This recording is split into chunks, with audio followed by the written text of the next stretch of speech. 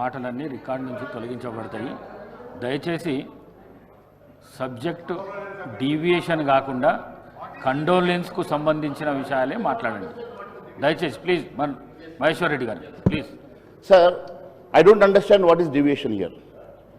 దేనికి డీవియేషన్ వచ్చిందో, ఏ అంశం మీద డీవియేషన్ వచ్చిందో అని అడుగుతా ఉన్నాను అధ్యక్ష.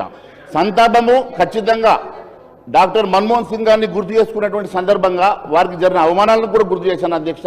వారు ఇచ్చినటువంటి ఆర్డినెన్స్ చించేసినటువంటి సందర్భం గుర్తు చేసిన అధ్యక్ష. దేశవ్యాప్తంగా స్మారక దినాలు గత వారం రోజుల పాటు కేంద్ర ప్రభుత్వం అనౌన్స్ చేసిన తర్వాత మరి ఒక పార్టీ, దేశ పార్టీ అధ్యక్షుడు, ఒక జాతీయ పార్టీ అధ్యక్షుడు అయినటువంటి రాహుల్ గాంధీ గారు దేశ మొదటి సెలబ్రేషన్ కోసము వియత్నాం వెళ్ళిన సంగతి వాస్తవమా కాదు అడిగాను అధ్యక్ష. దానికి తప్పేముంది అధ్యక్ష? నేను ఒకటే అడుగుతా అధ్యక్ష, సభ మన్మోహన్ సింగ్ గారికి సంతాపం పెడుతూ తీర్మానం చేయకొరకు ప్రత్యేక సమావేశం అధ్యక్ష. వారికి నేను మళ్ళా తప్పుడు పదాలు అయితే అవగాహన లేదా, లేకపోతే ఎందుకు మాట్లాడుతున్నారు, ఏం మాట్లాడుతున్నారు, కాంట్రవర్సీ తేవడం ద్వారా వారికి రేపు పొద్దున ఏదన్నా పైనుంచి నిజమైన ఆర్ఎస్ఎస్ కార్యకర్తలు ఇట్లా మాట్లాడారు. మధ్యలో పార్టీలు వేనో వీళ్ళు పెద్ద దాన్ని ఓన్ చేసుకోవడానికో ప్రాధాన్యత రాకపోతే ఇట్లా మాట్లాడితే ఎట్లా అధ్యక్ష?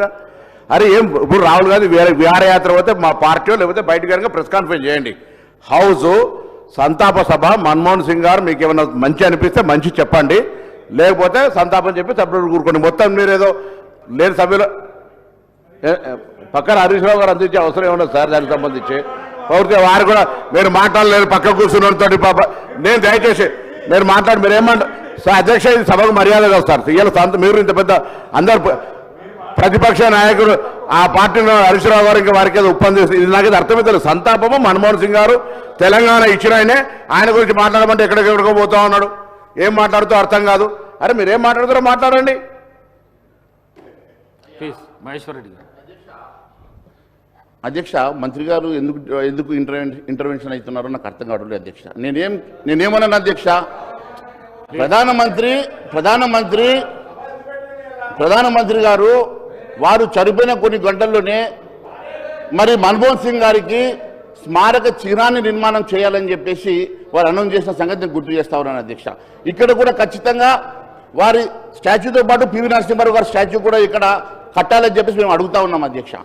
ఇలా వీళ్ళ చిత్తము, వీళ్ళ శ్రద్ధ ఎట్లా ఉంటే భక్తి శివుడి మీద ధ్యాస చెప్పుల మీద ఉన్నట్టుగా ఈరోజు వాళ్ళు మాట్లాడుతున్నటువంటి అంశాలు ఏముంది అధ్యక్ష? ఈరోజు కాంగ్రెస్ పార్టీ నాయకత్వానికి మన్మోహన్ సింగ్ మీద ఉన్నటువంటి ప్రేమ ఏ పార్టీతో మాత్రమే చెప్తా ఉన్నాను అధ్యక్ష. దేశమంతా కూడా చనిపోయిన సందర్భంగా స్మారకాన్ని ఇచ్చేస్తూ ఉంటే వారు దేశం మొదలు వియత్నాం పోవడము ఇది కరెక్టా అని అడిగాను అధ్యక్ష. దీనికి తప్పేముంది అధ్యక్ష? దీనికి ఏముండదని చెప్పి వాళ్ళు అడుగుతా మీరు ఈ రకంగా మీరు ఇంటర్వెన్షన్ అవుతా ఉన్నారు అధ్యక్ష. మేము ఒకటే అడుగుతా ఉన్నాం అధ్యక్ష. మన్మోహన్ సింగ్ గారు చాలా గొప్ప నాయకుడు అధ్యక్ష. మన్మోహన్ సింగ్